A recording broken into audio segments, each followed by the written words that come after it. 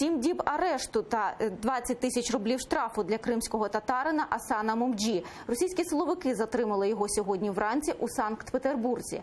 1 травня його вже затримували на кілька годин за несанкціоновану участь в демонстрації демократичних сил з прапором США. Тоді ще затримали 14 чоловік за несанкціоновану демонстрацію прапорів США, України, Ізраїля та прапора кримських татар.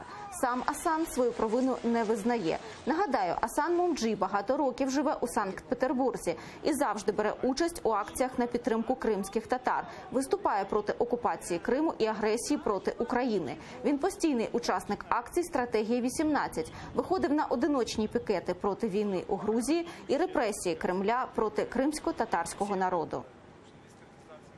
Уже 6-й человек, было задержано 15 человек.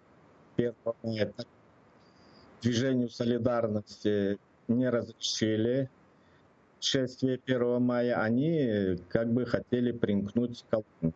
Доносы на полицию, то, что находится с флагами США, Евросоюза, Израиля, Польши, Грузии, Украины, Финляндии и крымско-татарского флага, вот на этом основании их стали задерживать.